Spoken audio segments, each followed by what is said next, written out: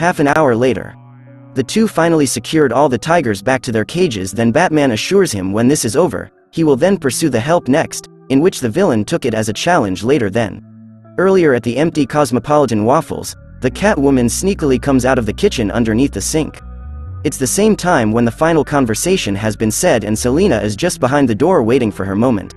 At 9:57 a.m., the villain asks of how Raw get a hold of the said item, but Batman isn't aware of it before, so he didn't bother to ask. Now mounting on his bike, the help remembers it well 75 years ago when he's still a little boy. Raw in a drunken state show it to him and how he didn't have to conquer the world because he already did. Then Batman is alerted by his comm that the police spotted a stolen car with the driver having a whip wounds around his neck. It's a place to start for the odd duo, he says. Before getting arrested, the Riddler takes Nuri's hand and says, "Riddle me this." Then out comes swooping Catwoman barraging her kicks to the unaware officers at the diner. Many of them tries to shoot her, but the villain Cat is too agile to be taken by that easily. 7 years earlier, a newcomer takes on a dozen skilled fighters of the world. Back then the help doesn't know Bruce Wayne yet, so he asked for his name, but Raw didn't have to tell him that. What's important is what he will become.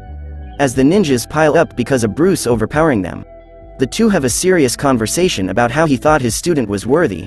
Raw continues, "You have wasted a life in service, helping others, but never helping yourself." After the fight in the diner, Catwoman sits down with the Riddler and the officer.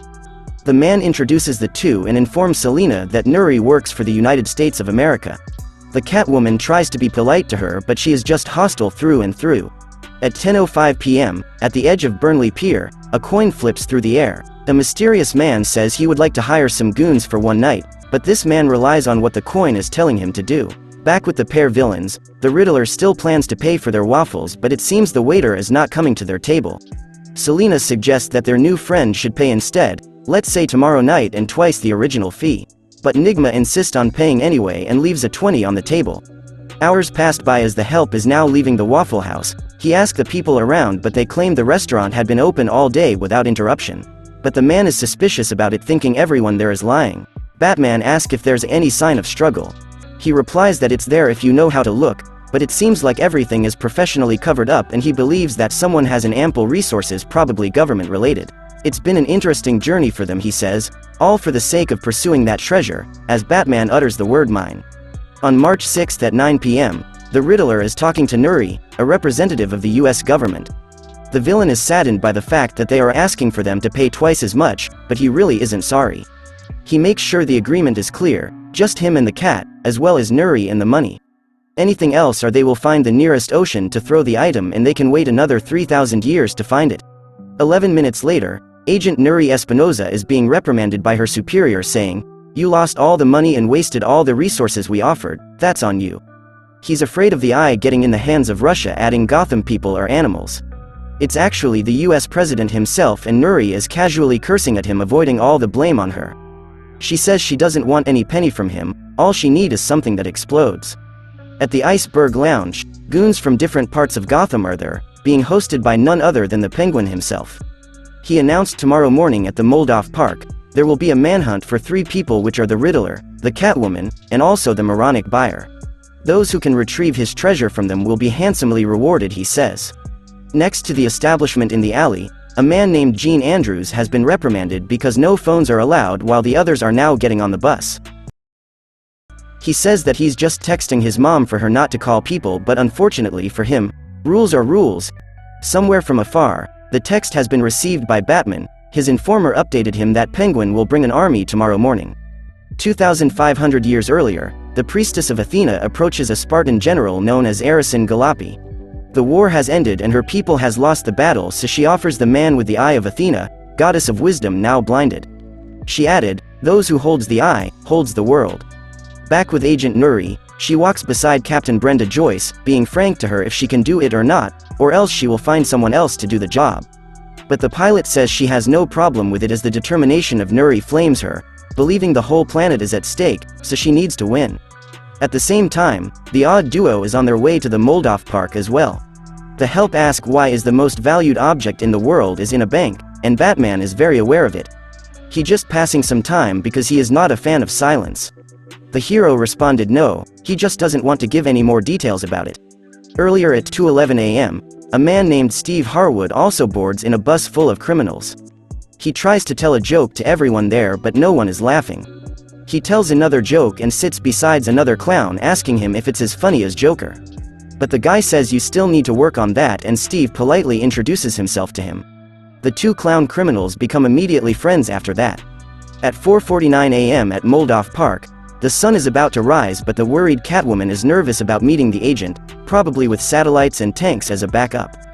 This irritates the man, but to calm her down, he assures Selina that they will pay the money. The woman can see herself in the asylum tomorrow, promising him that she will not share her jello.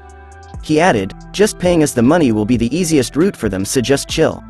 1,800 years earlier, the Emperor Constantine is now on his deathbed, just barely breathing. He confesses with the priest all his wrongdoings, and at his final moment he became hysterical. He describes what causes his greatness before, and it's a curse, telling the priest it's because of the eye. He holds the eye of Christ. After that, he mutters repeatedly the same words until he's gone. Centuries later, the agent fulfilled her bargain on bringing only the money while waving at the duo. She talks to her colleague by a comm, and confirms that the Riddler is lock on target. And with a forced smile, she is just waiting to retrieve the item, then she will signal everyone the attack. At the same time, the east parking lot of Moldoff Park is currently empty. A minute later, a bus pulled over carrying 73 people in it. Another bus also came with 82 people inside. The final bus also arrives, carrying 79 people this time.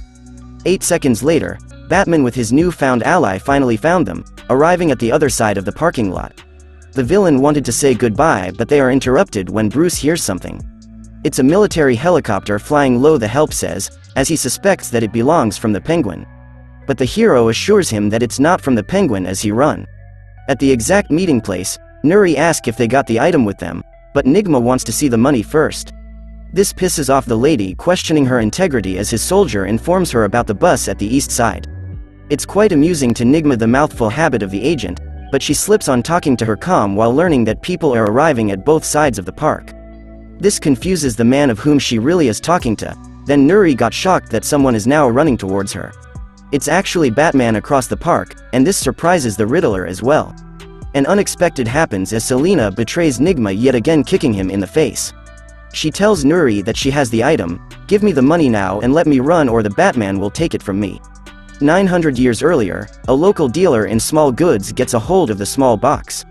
He says, "When the noble fled 3 years ago, I bought this off for a very good price. It is the eye of Christ carried by the Roman emperors, proof of all their conquest of all civilization. Who holds the eye of God, holds the world." The buyer was intrigued by the item and its story, as the dealer asks where he is from. The priest answers, "I am from Gdansk, I'm here to meet with the church." Back at the gazebo, Batman is launching straight towards there, and Nuri immediately gives the order to take out the vigilante now.